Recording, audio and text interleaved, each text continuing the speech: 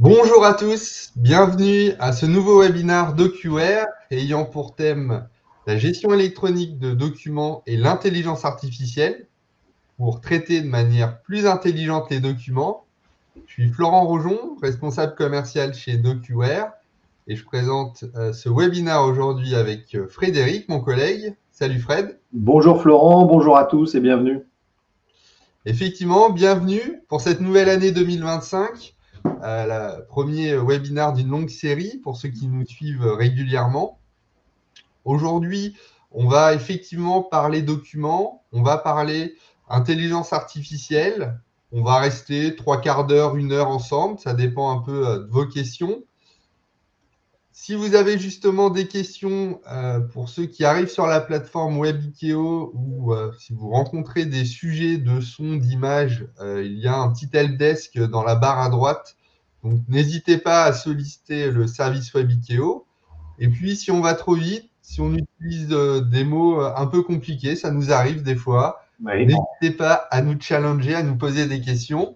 On va les traiter au fil de l'eau. Donc aujourd'hui, l'agenda, eh bien, on va revenir un peu sur la définition. Qu'est-ce que c'est que le traitement intelligent des documents, le fameux IDP en anglais, Intelligent Document Processing. On va essayer d'utiliser des termes français au maximum, mais des fois, ça peut sortir tout seul. Les fonctionnalités, partager avec vous les usages. On passe ensuite sur de la démo, d'un point de vue configuration, d'un point de vue qu'est-ce que ça fait exactement dans une solution de gestion électronique de documents comme DocuWare. C'est vrai qu'aujourd'hui, vu qu'on est de DocuWare, on va beaucoup parler d'IA dans une JET comme DocuWare.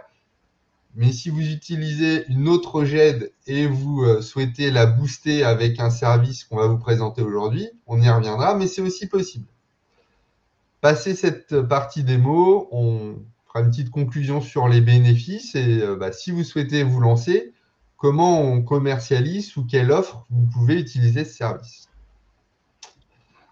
Alors, on a décidé d'aller directement à l'essentiel. Donc, c'est vrai que pour ceux qui ne nous connaissent pas, qui ne connaissent pas l'entreprise DocuWare, la plateforme, les clients, nos positionnements, eh bien, alors soit vous pourrez regarder un replay sur Webikeo, on fait toujours les 10 premières minutes sur le sujet, soit sur notre site internet où vous nous contactez. En tout cas, on a un éditeur spécialisé dans la gestion des documents et l'optimisation des processus. On existe depuis un certain nombre d'années.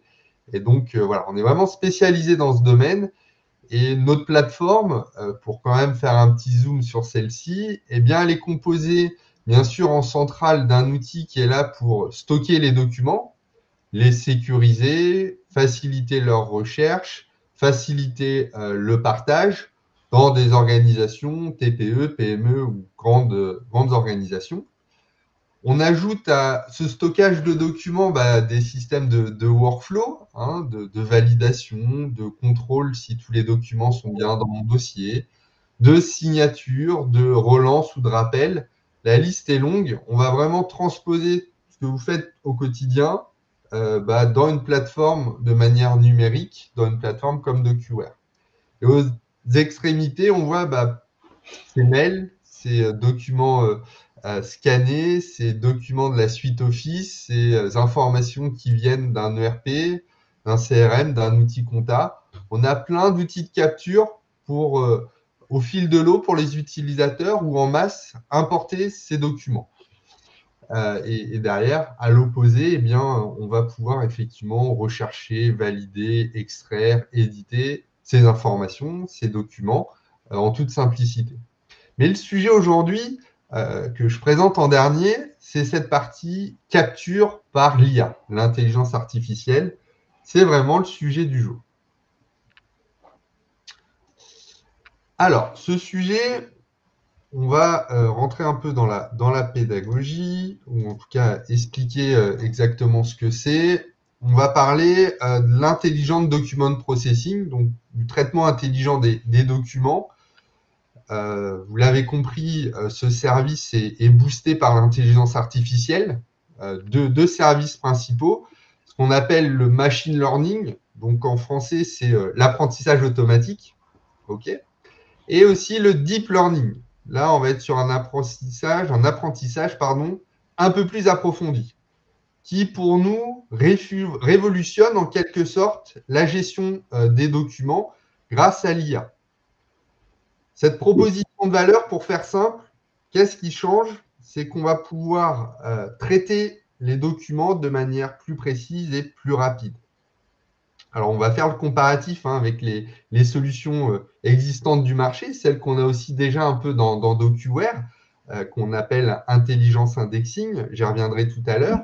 Mais l'IDP, par son petit nom, c'est qu'on va lire l'information, certes, comme tous ces types de solutions, mais l'objectif, c'est de le comprendre, c'est de la comprendre, cette information, c'est de l'analyser, et fort de cette analyse, de cette compréhension, eh bien, on va pouvoir la traiter de manière plus rapide et beaucoup plus automatisée. Et c'est un Ouais, enjeu fort. ouais. Et c'est vrai, excuse-moi Florent, je te coupe, Oui, mais c'est vrai que lire de manière automatique des documents, c'est quelque chose dont on entend parler depuis longtemps, puisqu'on l'utilise tous depuis longtemps. C'est ce qu'on appelle la LAD, la lecture automatique des documents. C'est des solutions qui existent depuis qu'on a inventé les formulaires et que ZZ et POSIX, à un moment donné, tous ces documents-là qui arrivent dans les administrations ont mis en place avec l'aide d'éditeurs des solutions pour faire la lecture automatique. Donc il existe des solutions depuis très longtemps basées sur de l'OCR, du scripting, de la programmation, mais c'est vrai que c'est souvent des solutions très lourdes à mettre en œuvre, plutôt dédiées à des entreprises qui ont des très gros volumes, de par le coût de configuration, de maintenance et des outils. Là, ce qu'amène l'intelligence artificielle sur ces solutions-là, et c'est ce qu'on vous présente aujourd'hui, ça révolutionne la manière d'appréhender ces solutions en fait. Et vous verrez tout à l'heure, on fait une partie de démonstration, mais ce qu'on ne fait pas tout à fait comme d'habitude, c'est qu'on va regarder aussi la partie configuration. Voilà. Mais ça, je vous laisse le voir tout à l'heure, et c'est un aspect important. Voilà. Je te laisse continuer, excuse-moi Florent. non, je t'en prie. Alors, c'est vrai que c'est un point fondamental pour comprendre effectivement ensuite cette partie IDP. C'est vrai que les systèmes d'OCR aujourd'hui et de la DRAD, eh bien, ils transforment déjà des images en texte. Ils transforment déjà d'une certaine manière des informations manuscrites en texte informatique, c'est sûr. Mais c'est vrai que la profondeur de ces systèmes OCR n'évolue pas et elles vont être impactées par la qualité bien souvent du document qu'on a numérisé. Donc ce qu'on se rend compte, c'est qu'un OCR standard du marché va avoir une zone où à un moment je suis bloqué. Et par rapport à la compréhension, eh bien c'est vrai que les LADRAD standards vont être en capacité de reconnaître des formulaires comme les formulaires facture ou avoir, vont très bien extraire les informations au fur et à mesure qu'elles voient ces documents. Mais de la même manière, on ne va pas avoir une amélioration continue ou si on va lui présenter des formulaires un peu plus complexes ou un peu plus avancés, eh bien, on va être bloqué, on n'aura pas de reconnaissance et on est obligé de passer derrière avec des solutions de l'ADRAD un peu plus costauds dans le sens où je vais pouvoir modifier à l'aide de scripting, donc de développement complémentaire, cette partie apprentissage continu et apprentissage un peu plus profond. C'est un projet dans le projet. C'est vrai que c'est souvent des projets un peu lourds et bien souvent, il faut pour déclencher le projet un retour sur investissement qui soit significatif. Et surtout, il va falloir que tous les cas particuliers soient, entre guillemets, connus, paramétrés à l'avance, déjà envisagés à l'avance pour que ce soit un système efficace. Alors que l'IA amène plus de souplesse, plus d'intelligence, hein, si je puis dire. Exactement, et c'est vraiment ces deux facteurs, plus d'intelligence et de puissance, parce que l'apprentissage automatique, le fameux machine learning, bon, bah, c'est une branche de l'IA. Et là, l'idée, c'est que les ordinateurs, ils puissent apprendre, s'améliorer à partir de données forcément qu'on lui a déjà données, qu'il a déjà digérées, mais sans avoir à réaliser ou ajouter des programmations supplémentaires. Et Exactement. donc, cette analyse, cette identification va nous permettre de classer et d'extraire l'information, si je reste sur ces deux phases, de manière beaucoup plus précise. Et de la même manière, le deep learning, alors ça reste dans l'IA, c'est dans la même branche, c'est dans la même équipe. Là, il faut le voir, il faut l'imaginer comme un réseau de neurones, pardon, et il faut le comparer concrètement à un cerveau humain, la manière dont un cerveau humain va traiter l'information par rapport à cette reconnaissance, cette compréhension. Et du coup, on peut aller un peu plus dans la précision. Et c'est avec cette technologie où concrètement, sur des documents, on va le voir, de moins bonne qualité, on va pouvoir aller récupérer des caractères.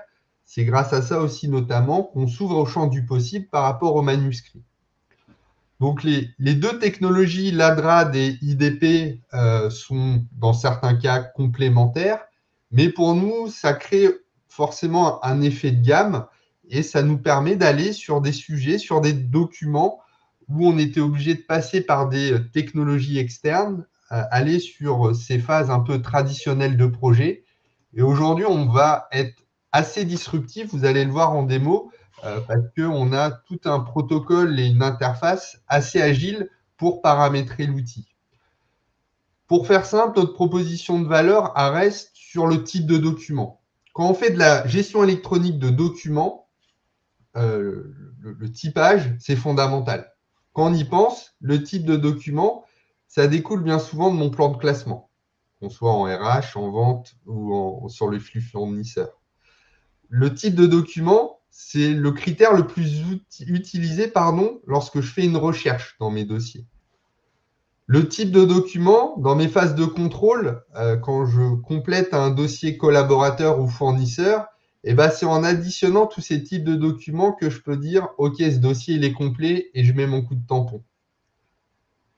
Le type de document aussi, c'est dans notre stratégie pour gérer de manière très fine qui a le droit de voir quoi dans un dossier. Donc, quand je vais créer mes profils, créer mes habilitations, le type de document, c'est un critère beaucoup utilisé. Et quand je vais faire de la rétention d'informations dans ma politique d'archivage, c'est bien souvent par type de document que je vais dire combien de temps, combien d'années je vais conserver ce document dans mon armoire, dans mon coffre. Et pour m'arrêter là, quand j'ai une conformité RGPD, quand j'ai un collaborateur qui quitte l'entreprise, je vais appliquer des filtres de nettoyage de mes dossiers et certains types de documents, je vais les conserver un peu plus longtemps parce que comme les fiches de paie et d'autres documents, que ce soit des mails que j'ai pu échanger avec eux ou des informations bancaires, ça, je vais pouvoir tout simplement les supprimer. C'est fondamental cette partie-là et comme on peut le voir, ça peut être source d'erreurs où des collaborateurs sur des masses d'informations non structurées vont peut-être pas aller correctement typer le document. L'idée aussi, l'impact, c'est de traiter des documents circulants qui ont déjà une vie avant d'avoir une vie numérique, ils ont une vie papier. Donc des documents en mauvais état, avec des écritures manuscrites, où je vais avoir des formulaires assez complexes, on va donner des exemples juste après. Là, cette capacité d'OCR par rapport à l'apprentissage approfondi, comme on l'a dit, va nous permettre d'aller au-delà des champs du possible. Alors, rappelez-vous, on n'est pas non plus Girard Majax, on ne fait pas de la magie. Pour traiter et récupérer les caractères, il faut qu'un humain soit quand même capable de le reconnaître. Si j'ai trop de points noirs ou que c'est illisible, la solution aussi va rencontrer les mêmes blocages qu'un humain, cela va de soi. Mais on peut aller sur des documents qui ont suivi des colis ou autres et on va avoir la capacité de reconnaître les caractères. Enfin, il va y avoir un projet, il va y avoir un intérêt. Souvent, dans nos rendez-vous d'introduction, on va lister un peu toutes ces interventions manuelles, chronophages, qui sont propices aux erreurs, avec des flux petits ou moyens, mais sur lesquels il y a un intérêt d'aller apporter une classification, une extraction automatique. Exact. Tout à fait. Alors, c'est vrai, Florent, tu disais que ça nous a ouvert un peu des vues sur des problématiques clients qu'on ne pouvait pas forcément traiter avec la solution DocuWare et notre solution de intelligent indexing. Aujourd'hui, sur les clients qu'on a abordés, qu'on a commencé à livrer avec la solution IDP, alors on peut citer plusieurs exemples. Moi, je mettrais peut-être en premier un exemple sur une compagnie d'assurance sur le traitement de son courrier. Et là, le besoin, il est assez simple. Comme disait Florent, la typologie des documents, c'est quelque chose de primordial dans le traitement de l'information. Eh bien, on commence à accompagner des entreprises dans la classification du courrier de manière électronique. Donc, sur des courriers qui peuvent être des courriers numérisés, envoyés en vrac dans des containers, ou même des courriers email, eh bien, IDP va faire de la classification, en fait. Donc, on va voir après comment ça fonctionne, comment ça se paramètre. Et vous allez voir, c'est relativement simple. Mais le premier lieu, le premier sujet, ça va être la classification. Un autre sujet qu'on a commencé à aborder, c'est les transporteurs. Avec des documents qui, eux, en effet, comme tu dis, ont une vie, circulent.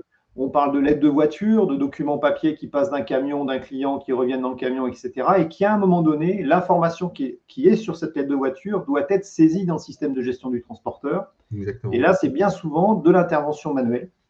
Et là, aujourd'hui, avec des solutions comme IDP, on arrive à faire de la lecture sur des lettres de voiture, à extraire des données, dans certains cas, à extraire des données manuscrites, d'accord, pour les envoyer dans DocuWare, qui va tenter de les rapprocher d'un système TMS. Le TMS, c'est le système de gestion du transporteur, pour faire du rapprochement et associer la lettre de voiture à la commande pour déclencher ensuite la facturation. Donc, il y a pas mal de sujets. Et je pensais, alors, Florent, tu as d'autres sujets aussi, mais moi, je pensais aussi à un sujet qu'on va voir après dans la démo, qui est ce qu'on appelle la facture un peu complexe.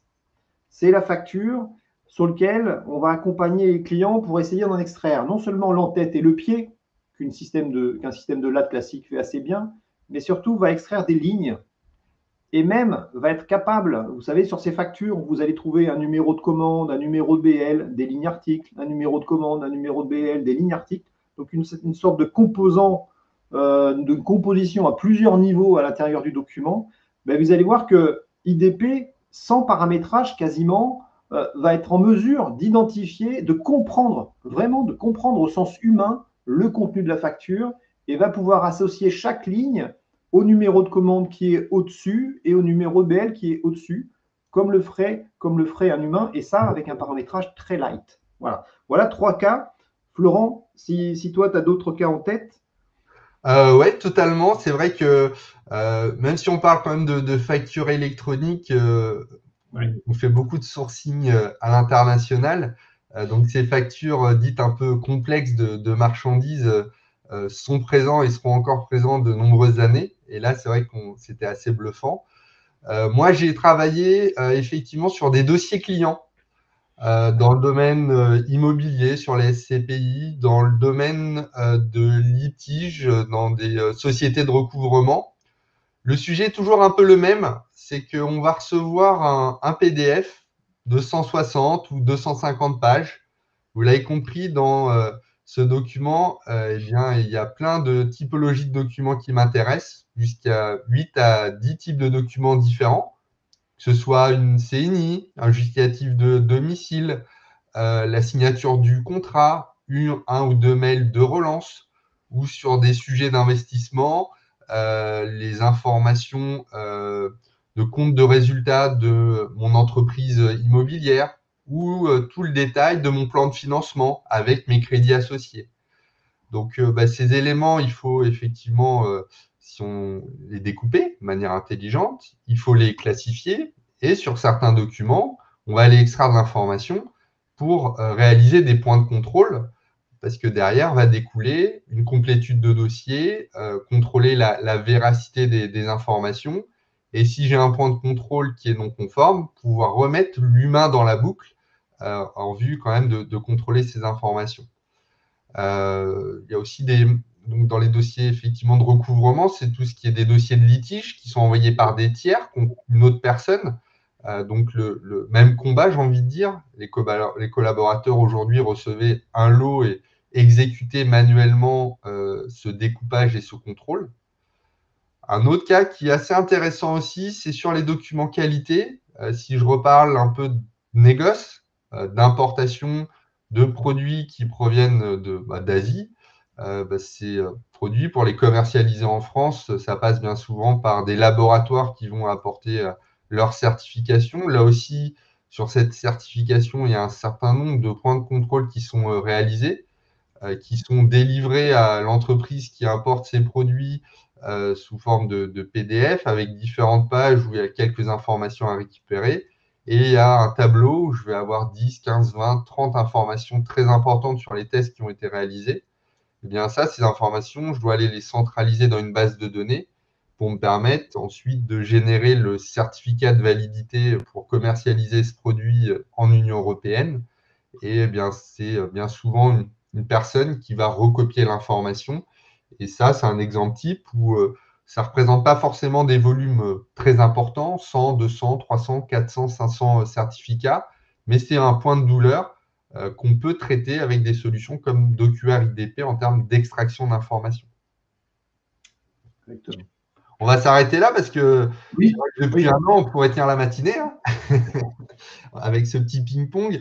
Voilà, on en a d'autres, hein, des cas d'usage en POC, en cours de mise en place. En France, c'est commercialisé depuis un an. Alors, c'est vrai qu'on n'en a pas parlé, Fred, on s'était dit qu'on allait toucher un petit mot, mais ce module-là, il a rejoint le catalogue DocuWare par un rachat. C'est une startup qui s'appelle toujours Natify, qui fait partie de DocuWare et qui travaille sur cette technologie depuis 5 ans maintenant. C'est 5 millions de documents par mois qui sont traités dans 70 clients. Et donc, cette technologie, elle a déjà pu s'exercer, traiter des millions de documents. C'est pour ça qu'on arrive avec quelque chose où on parle cas d'usage et on est loin des concepts. Exactement. Et c'est vraiment une politique de DocuWare qui est en place depuis maintenant quelques années. C'est-à-dire qu'on va aller chercher de la technologie, on va aller chercher de la techno qu'on va intégrer dans nos solutions. On ne va pas réinventer la poudre, on regarde ce qui se passe sur le marché. Et en effet, dans le monde des startups, il y a des choses qui sont très intéressantes. Et en effet, ce qu'a fait Natif depuis 5 ans, c'est quand même incroyable. C'est pour ça qu'on a fait l'acquisition de cette société-là. Et donc, ce qu'on voyait à l'écran en termes de fonctionnalité, hein, c'est un peu la roadmap fonctionnelle. C'est déjà en production, c'est déjà en interaction avec DocuWare. Et donc, pour remettre les choses de manière classifiée, hein, parce que c'est quand même le rôle de l'outil, dans cette slide, vous voyez que je peux activer l'OCR, c'est la base. Et en découle, une fois que j'ai compris et analysé le document, cette capacité d'aller préparer mon flux. Donc, si je mets un lot de pages, il va pouvoir me générer de manière unitaire chaque document. C'est important. Ça veut dire quoi? Ça veut dire fini les pages de séparation, fini les zones de code à barre ou de QR code ou de coups de stabilo.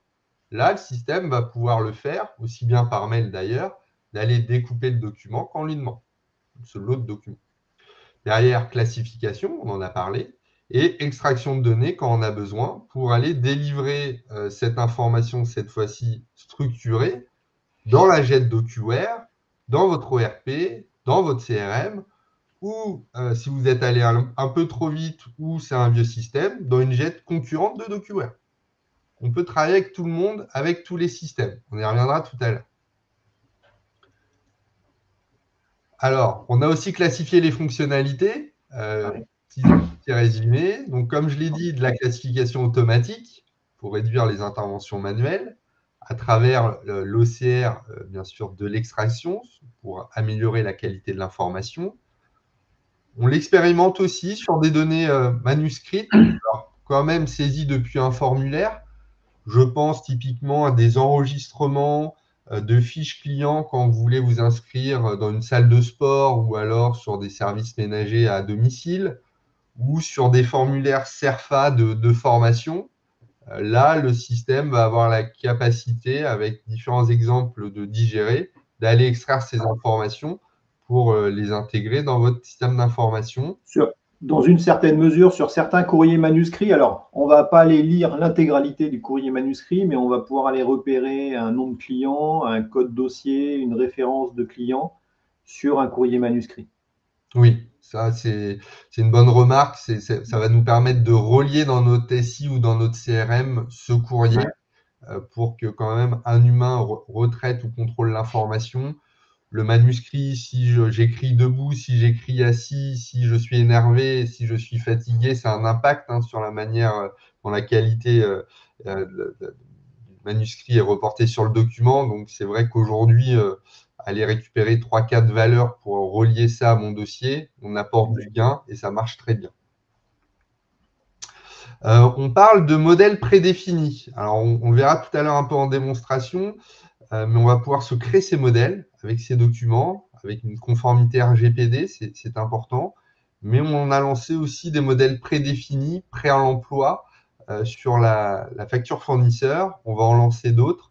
Donc, on a cette capacité sur étagère d'avoir des modèles d'extraction de données, demain de découpage sur étagère qu'on peut réutiliser ou qu'on peut reprendre directement prêt à l'usage.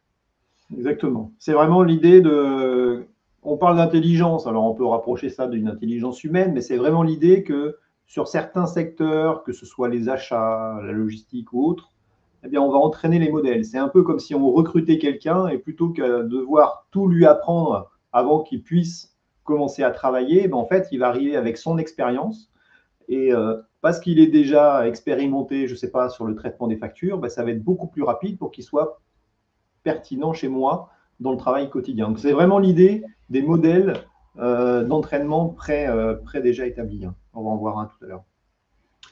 Exactement. Et notre positionnement par rapport à tout ça, c'est qu'on est aussi full web, on a une interface très ergonomique.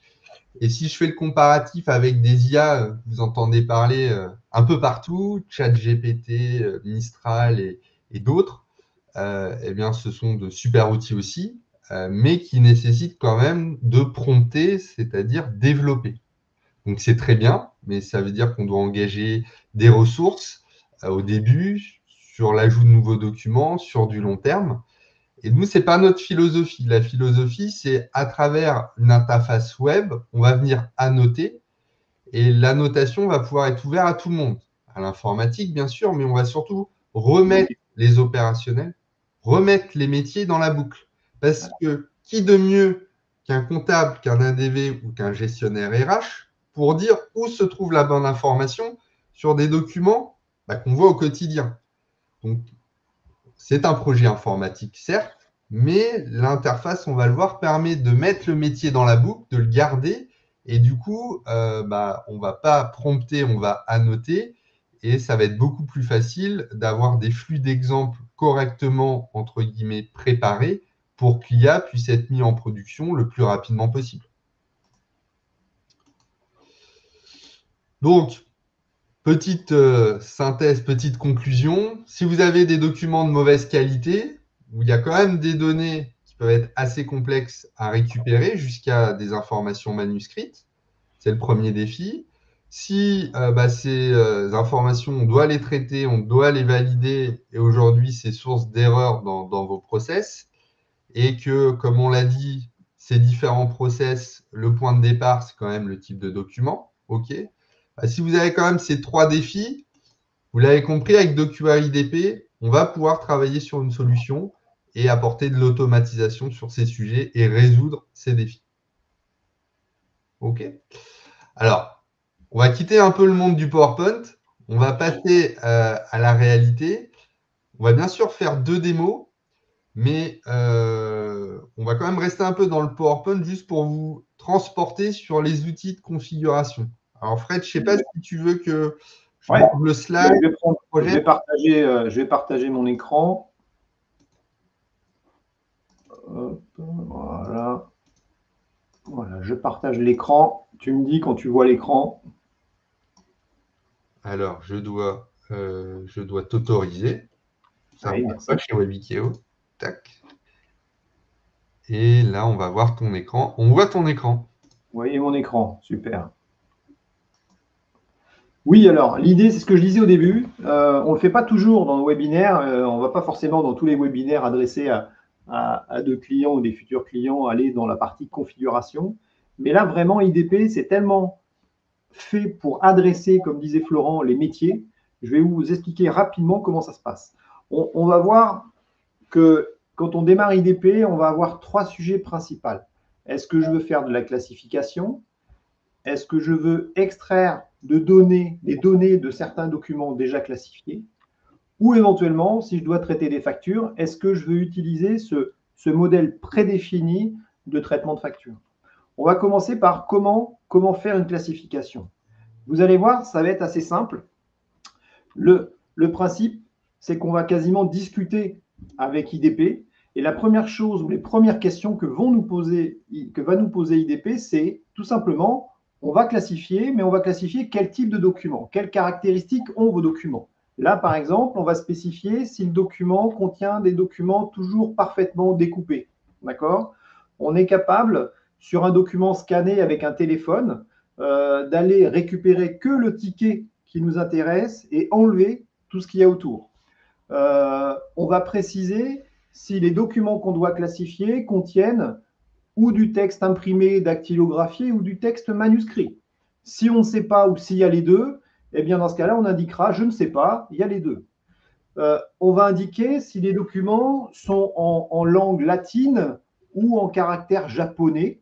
D'accord? C'est les 2 typologies de caractères qu'on traite aujourd'hui.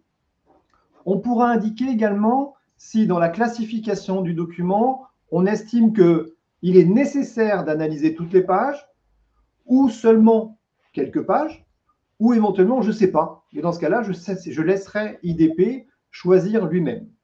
Et puis enfin, on va essayer de dire à IDP s'il va falloir qu'il classifie sur la base uniquement du contenu textuel ou éventuellement d'éléments graphiques, voire photographiques des documents.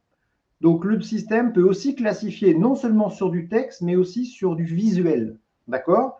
Si on sait que c'est essentiellement du texte parce qu'on va traiter, on va vouloir classifier des BL, des contrats, des factures, etc., on va lui dire uniquement du texte. Si on a des documents qui vont être différents selon les images ou les graphiques qui s'y trouvent, on va indiquer tu vas pouvoir utiliser un classeur visuel. Si on ne sait pas, on dit je ne sais pas, ou alors il y a les deux. Voilà, vous voyez, la première phase de création d'une classification, c'est simplement on répond aux questions, on aide IDP à mieux savoir. Une fois qu'on a défini comment sont les documents, on va tout simplement dire à IDP, moi, dans mes documents que je vais t'envoyer en vrac, tu vas trouver des contrats, tu vas trouver des déclarations de sinistre, tu vas trouver des demandes commerciales, tu vas trouver des lettres de résiliation. D'accord? Et c'est ça que tu vas devoir classifier. Dès qu'on a indiqué les typologies de documents, on va pouvoir tout de suite lui déposer des documents en vrac simplement pour voir si IDP de lui-même, avec son intelligence déjà présente, il est capable de classifier les documents. Et vous allez avoir un résultat immédiat sur vos documents avec un résultat qui s'affichera, comme vous voyez en bas, sous forme de « je vois tel document, je pense que c'est une demande commerciale à 30%, je pense que c'est un contrat à 20%, je pense que c'est une lettre de résiliation, etc. » Donc là, vous avez tout de suite un résultat immédiat de ce que IDP est capable de lire sans lui avoir donné aucune information complémentaire. Bien souvent, dans le cas de la classification, ce qui va être pertinent, c'est qu'après cela, vous allez, entre guillemets, lui donner à manger. Et là, on va vous préconiser, pour de la classification, de donner à IDP, par exemple, un paquet de contrats, et vous lui dites, ça, c'est des contrats. Vous lui donnez un paquet de lettres de résiliation, vous lui donnez un paquet de déclarations de sinistre, et vous lui dites à chaque fois ce que c'est. Donc, en gros, si vous avez 4 typologies, vous allez faire 4 paquets de documents que vous allez injecter dans IDP, et IDP va analyser et se former, entre guillemets, et créer son propre modèle. Donc, une fois que vous avez injecté les documents simplement en disant « ça, c'est des contrats, ça, c'est des lettres de résiliation, ça, c'est des courriers ou autres », DocuWare va faire son travail et va lancer son modèle. Une fois que vous avez fait ça, votre modèle est prêt. À partir de là, vous pouvez démarrer, vous pouvez passer en production. Il restera juste à connecter ce système-là IDP à DocuWare, qui peut être tout simplement DocuWare, la source des informations, mais aussi le réceptacle des informations classifiées. Ou, comme disait Florent, si vous avez une autre solution de GED, on pourra vous connecter à une autre solution de GED. D'accord? Donc là, on va pouvoir se connecter directement par l'API. Ça, c'était le premier cas de la classification. Je me dépêche, on va aller sur le deuxième cas, l'extraction personnalisée. Là, la classification est faite. Maintenant, il va falloir que j'aille extraire les documents qui m'intéressent. Vous prenez le cas, par exemple, de documents d'une classification de type bon de livraison. La première chose, encore une fois, qu'on va vous demander, c'est vos documents, ils sont comment? Est-ce qu'ils sont toujours parfaitement coupés ou il va falloir les découper? Est-ce que c'est du texte imprimé ou c'est du texte manuscrit? Est-ce que c'est du latin ou c'est du japonais? D'accord? Voilà, 3 questions initiales. Ensuite, qu'est-ce qu'on va faire? Eh bien, vous allez définir quels sont les champs que vous voulez extraire. Et vous allez dire, sur ce type de document-là, j'ai besoin d'extraire le nom de l'adhérent, le nom du fournisseur, le numéro du document, la date, et puis également le détail des produits avec l'idée du produit et le libellé. Donc là, vous êtes simplement en train de dire à IDP ce que vous voulez extraire comme données. Très bien. Une fois que vous avez dit ça à IDP, eh bien, vous allez tout simplement constituer des lots. Et là, vous avez 2 solutions. Imaginez que sur des BL, vous recevez des BL d'une centaine d'entreprises. Eh bien, peut-être qu'il y a, allez, 20 entreprises qui font, allez, 80% du volume. Dans ce cas-là, on va vous préconiser de donner à IDP 5 documents de type BL par fournisseur. D'accord? Vous allez faire des lots de 5 documents de Dupont SA, de 5 documents de Durand SA, de 5 documents de l'entreprise X ou Y, et vous allez donner ça à IDP. D'accord? Faire des lots pour lui dire, voilà quelques exemples pour que tu apprennes. Une fois que vous allez avoir donné ça à IDP, IDP va analyser et va vous proposer de l'aider. Et à ce moment-là, IDP va vous présenter ce que lui a reconnu dans cette interface que vous voyez là, avec quelque chose qui est très facile à comprendre, très facile à utiliser, très coloré, avec un mécanisme de couleur et de champ reconnu. Et là, vous voyez par exemple qu'ici, il a détecté une ligne en jaune, ici une ligne en mauve, ici une ligne en rose. D'accord? Non, en turquoise et en rose, on va dire. Et vous avez juste à contrôler ce qu'il a reconnu et surtout, vous allez le corriger. Donc, vous allez vraiment lui prendre la main, hein, comme ce nouvel embauché que vous avez reçu là, qui finalement, il n'est pas encore parfait, il va falloir lui expliquer un peu plus. Là, vous allez lui expliquer sur quelques jeux d'essai et ça va alimenter son modèle. Et une fois que vous avez revu, entre guillemets, on appelle ça annoter tous les documents des lots exemples, eh bien, vous allez lancer, tout simplement, lancer l'analyse. D'accord? Et là, votre modèle est prêt. Vous pouvez maintenant passer en production. Ça, c'était pour l'extraction personnalisée. Et puis enfin, le troisième cas, c'est l'extraction personnalisée, mais dédiée aux factures fournisseurs. La facture fournisseur, c'est vraiment le document redondant, récurrent, depuis 25 ans, qu'on traite dans des solutions de GED. D'accord? On ne peut pas passer outre. Et on sait aussi que même dans le cas de la facture électronique, on va encore avoir à faire de l'extraction parce que dans le flux électronique de la facture de 2026, eh bien, tout n'y est pas et c'est une fonctionnalité qui sera encore utile. Bien sûr. On a un modèle facture qui contient déjà plus de 60 champs prédéfinis. Là, c'est vraiment l'idée de prendre un modèle. C'est vraiment l'idée d'embaucher le gars qui connaît déjà le métier.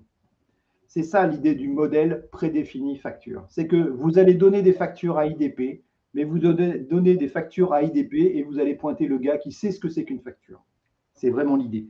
Pour paramétrer ça, ça va être très simple. Vous allez dire simplement, est-ce que les factures sont parfaitement coupées?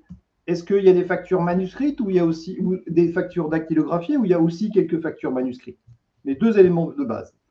Ensuite, vous allez faire 2 choses. Comme pour les BL, vous allez repérer quels sont vos fournisseurs les plus courants. Et pour les fournisseurs les plus courants, vous allez vous faire des lots de 5 factures. Vous allez faire ça pour le premier fournisseur, vous allez faire ça pour le deuxième fournisseur, vous allez faire ça pour le troisième fournisseur. Vous allez faire ça pour l'ensemble des fournisseurs les plus courants. Vous allez lui donner 5 exemples de chaque. Et puis, pour le reste, vous allez faire un lot groupé où vous allez mettre tout le reste dedans en vrac. Et vous allez dire à IDP, ce 4e lot, il y a un peu de tout dedans. D'accord? Et tout ça, vous le donnez à IDP. IDP va l'analyser et, comme tout à l'heure, vous allez le prendre par la main et vous allez corriger et vous allez contrôler ce qu'il a reconnu. Dans cette interface, encore une fois, ultra colorée, très facile à utiliser, vous allez passer un peu de temps où vous allez le faire faire peut-être par des équipes de votre partenaire DocuWare ou par des externes ou par de l'interne. Mais nous, on aime bien que ce soit le métier qui fasse ce travail-là, parce que, comme disait Florent, il n'y a que le métier qui sait réellement reconnaître correctement les documents. Les documents vont être annotés. Et une fois que vous aurez appris, entre guillemets, via ces annotations à IDP, comment bien reconnaître vos factures, eh bien, le modèle sera prêt pour être utilisé. Voilà. Donc là, je vous ai montré en quelques minutes comment on paramètre, tout simplement. Donc, vous voyez que le paramétrage d'IDP n'a rien à voir avec ce qu'on connaît des outils de l'ADRA d'aujourd'hui, hein, avec du scripting, du développement, des cas, etc., etc. On est sur quelque chose qui est auto-apprenant. Et ce qui est relativement impressionnant, c'est qu'en effet, quand vous lui donnez une dizaine de fournisseurs identifiés sur des lots de factures, vous vous dites, tiens, je vais en donner un, je vais tester avec un 11e, et vous allez percevoir que le 11e, il le trouve parfaitement. Et là, c'est vrai que ça, c'est toute l'intelligence du système, elle est là. Alors, voilà pour le cas. Maintenant, on va passer à une partie un peu démonstration, mais plus partie DocuWare. Parce que vous l'avez compris, IDP va un peu fonctionner un peu comme une boîte noire. C'est-à-dire qu'IDP va fonctionner de façon un peu indépendante. Vous allez avoir une facture, par exemple, ou un document qui va être reçu. On va l'envoyer à IDP. IDP va faire son travail de classification, va faire son travail d'extraction et va retourner le résultat. Donc, on va voir ce que ça donne. Alors, je reviens là et je passe directement sur DocuWare. Exactement. Et pendant que tu te connectes, je vais répondre à deux petites questions. Oui, Une question du CM. L'IA dans les processus documentaires n'est pas une autre forme de RPA? Alors oui, moi je vois un peu l'IDP qui est un service piloté par le RPA, complémentaire. Est-ce qu'on doit préparer les champs d'index avant? Me demande Mamadou. Bah, oui et non. En tout cas, c'était effectivement comme Fred l'a montré. On va préparer ça dans les modèles. Et alors, une question de Nicolas qui dit c'est très bien tout ça, mais quelle est la différence entre l'Intellix qui fait de la capture à la ligne sur des factures et IDP? Et là, la réponse en image, Fred va montrer un peu la puissance d'IDP sur des factures complexes. Alors, déjà, la différence, c'est que Intelligent Indexing, toutes les factures doivent être contrôlées par un humain. Quand on utilise IDP, on envoie l'ensemble des factures à IDP et seulement les factures qui reviennent non conformes seront contrôlées par des humains. D'accord? On pourra déclencher ensuite les process de contrôle, de validation, etc. Là, typiquement, on est sur un cas et on a pas mal d'habitués parmi nos personnes connectées ce matin, on est sur un cas typique d'une facture pour lequel le client nous demande d'extraire l'entête, le pied de la facture, ça, ce n'est pas un problème. Mais surtout, il veut qu'on extrait chaque ligne pour comparer ces lignes avec ces lignes de réception dans son ERP. C'est typique. Et là, vous avez typiquement des lignes avec des désignations, des codes articles, des quantités, des prix unitaires. Mais surtout, au-dessus, vous avez un numéro de BL et un numéro de commande. Et bien sûr, chacune de ces lignes, cette ligne-là se rapporte à ce numéro de BL, à ce numéro de commande, etc., etc. Ça, vous pouvez le faire avec des outils de la DRAD. Il faut juste paramétrer chacun de vos fournisseurs en disant sur cette facture-là, tu as des pavés constitués avec une première en-tête, une deuxième en-tête, 3 lignes. Tu as des changements de pavés à chaque numéro BL, etc., etc. Donc, vous pouvez arriver à faire du paramétrage sur des solutions du marché.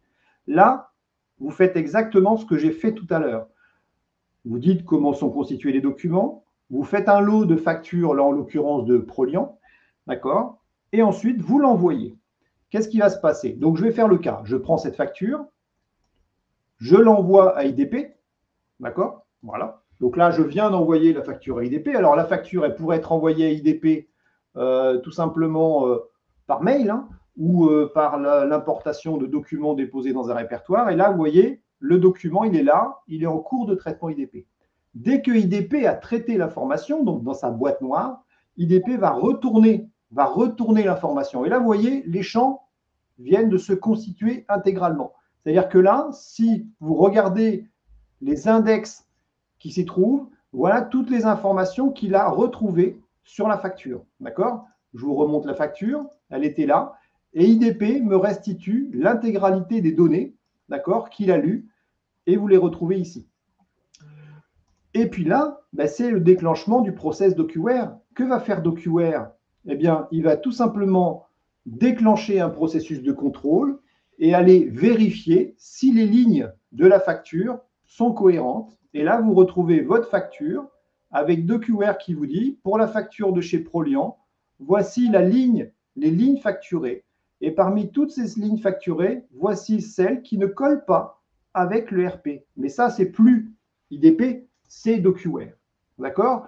Mais vous avouez quand même que l'effort a été relativement réduit, puisque IDP a identifié chaque ligne, vous voyez, ici, avec les références, les désignations, les polos, et a bien associé à chaque ligne le bon numéro de commande, le bon numéro de BL. Si je prends cette ligne-là, c'est le même numéro de commande, mais on a changé de numéro de BL. Si je vais un peu plus bas, pareil, etc., etc. Donc là, on va avoir une lecture quasiment en 3 secondes du contenu de la facture, DocuWare qui compare en 2 secondes les données de la facture avec les données de l'ERP et qui restitue le résultat. Voilà, notre contrôle de facture est fait. Parfait. On va passer sur un autre exemple, un exemple côté Florent. Donc Florent, c'est toi qui vas reprendre la main. Exactement. Hop. Et là, cette fois-ci, on va parler de carte grise pour illustrer autre chose que la facture. Normalement, vous continuez à voir mon écran. Pour lancer la démo, là, je vais simuler effectivement chez un loueur de véhicules. Je viens d'acquérir ou je mets à la vente une dizaine de voitures. Donc, je vais déposer en masse. Voilà, c'est 8 cartes grises qui vont être importées. Vous avez vu, ça vient de disparaître dans DocuWare. Et quand c'est dans DocuWare, eh bien, IDP va se déclencher. Donc là, hop, ça arrive. Voilà. Je simule le scanner. On voit pour l'instant que les documents sont présents. C'est une bonne chose. Et on voit que le traitement est en cours.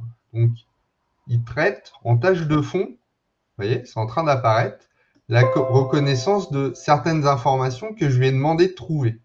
Qu'est-ce que je lui ai demandé de trouver? Eh bien, ce sont les informations à gauche, une dizaine d'informations qui sont importantes pour moi de noter dans le processus de vente et que aujourd'hui certains clients saisissent manuellement. Eh bien, cet effort avec DocuWare IDP, on le voit qu'on va pouvoir le faire de manière automatique.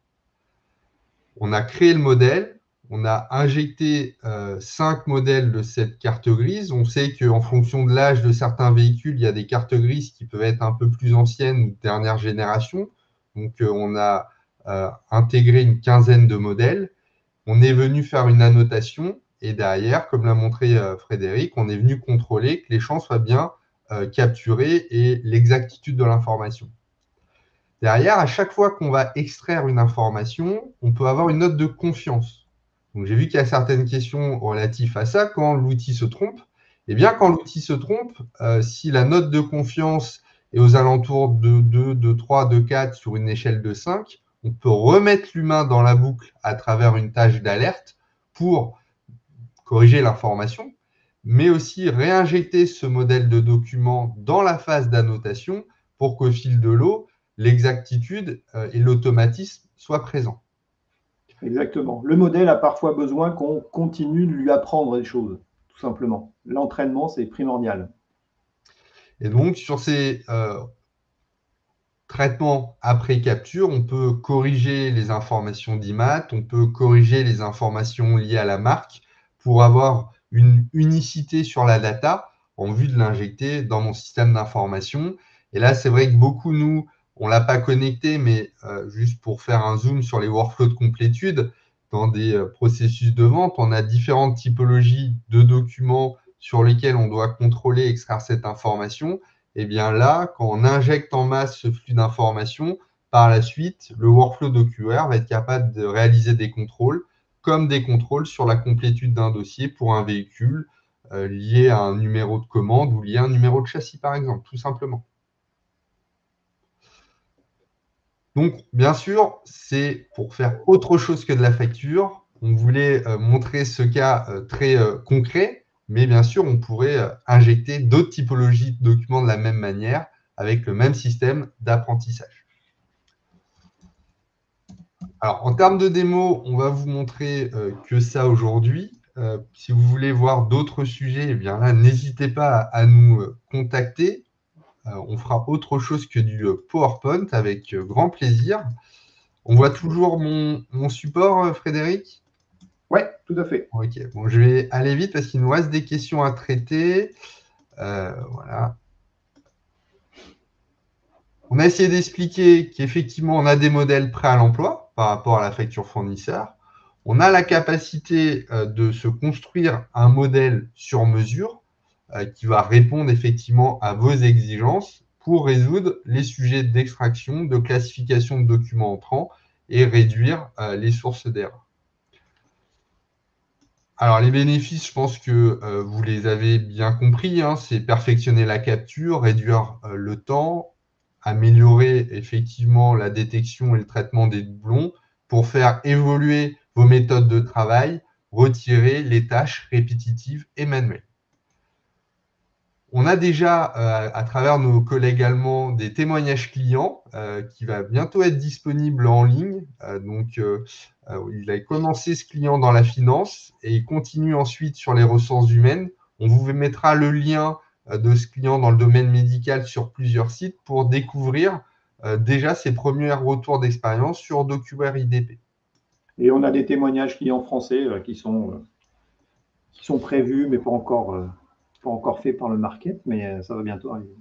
Exactement. Alors, l'idée, c'est vrai qu'on a parlé de différentes fonctionnalités. Pour nos clients qui consomment DocuWare en mode cloud, eh bien, on peut activer à présent la classification, l'extraction et le manuscrit. Le découpage arrive dans les fonctions du workflow là, en janvier 2025. Si ce n'est pas dit, c'est en fin de semaine prochaine. Pour nos clients qui utilisent DocuWare en version on-premise, même combat. Avec la version qui arrive en avril, le découpage va arriver. Et le cropping, on n'en a pas parlé aujourd'hui, le recadrage, on le retrouve sur la forme un peu d'OCR. Mais là, les fonctions de recadrage un peu plus avancées vont arriver aussi au cours de l'année. Mais entre la classification et l'extraction, on a déjà beaucoup de choses à faire. Et pour, comme on le disait, des clients qui sont sur d'autres gestions électroniques de documents ou qui ont des sujets dans des outils de CRM ou de RP, eh bien, DocuWare IDP fonctionne en standalone avec son propre modèle économique via les API ou alors en utilisant make.com, qui est un iPass, dans lequel, dans cet outil, on retrouve un connecteur avec DocuWare IDP. Donc, retenez que pour les clients DocuWare Cloud ou on-premise, on sait faire, on est en train d'étendre le connecteur. Pour ceux qui n'ont pas DocuWare et vous ne souhaitez pas à l'instant investir dans une GED, mais plutôt traiter les sujets de capture, on peut aussi vous accompagner.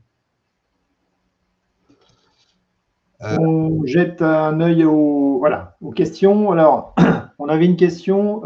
Doit-on reparamétrer à chaque lot? Avez-vous des cas concrets pour illustrer la force IDP? Donc là, je pense que c'était juste avant la démonstration. Donc là, je pense que la démonstration a répondu à la question.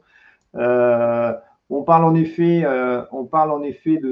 de 5 docs pour apprendre. Hein, c'est ce qu'on préconise. Et c'est ce qui fonctionne bien. Quand vous avez un tiers identifié, 5 documents du tiers permettent d'apprendre le tiers très facilement. Bien sûr, si les informations changent, vous pouvez refaire le modèle, ce n'est pas un problème, c'est ce que disait Florent. À un moment donné, on peut demander à refaire un entraînement et on peut même demander à DocuWare à identifier les documents qui ne sont pas suffisamment correctement qualifiés, reconnus pour déclencher un lot d'entraînement.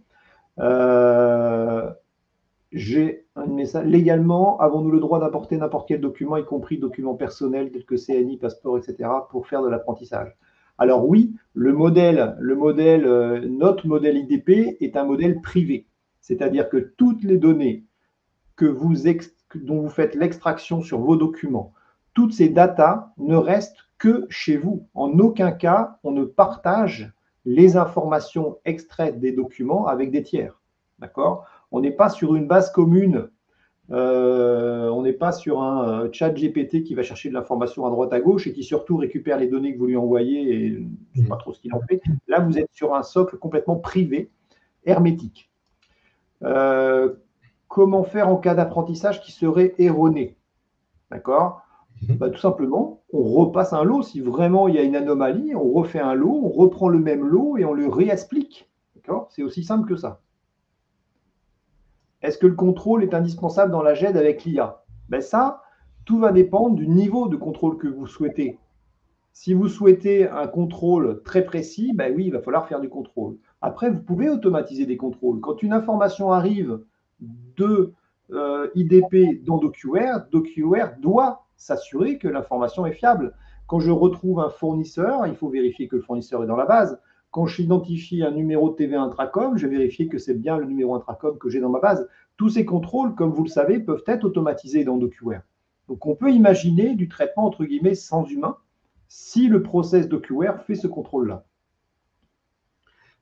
Exactement. Le taux est bon sur les typologies de factures particulières. C'est une question. Par exemple, une ligne article sur une ligne suivie d'un autre article avec 3 lignes, puis un autre sur 2 lignes. Ouais. Il faut Ça marche. ça marche. J'ai répondu à, je sais plus, à Lucie ou Julie tout à l'heure en disant, n'hésitez pas à nous envoyer des documents, tout simplement. On va conclure avec ça de toute façon. Mais voilà. J'ai mis le client, je souhaite que la solution classe les contrats, statut, courrier, etc., et sous-dossier contrat. En effet, l'important, ça c'est typiquement de la classification. La manière dont vous souhaitez que ce soit classé ensuite sera complètement paramétrable par rapport à la classification qu'on a fait du courrier ou du document. Comment IDP gère-t-elle les cas où les données proches, par exemple une date et un montant, risquent d'être mal interprétées ou confondues?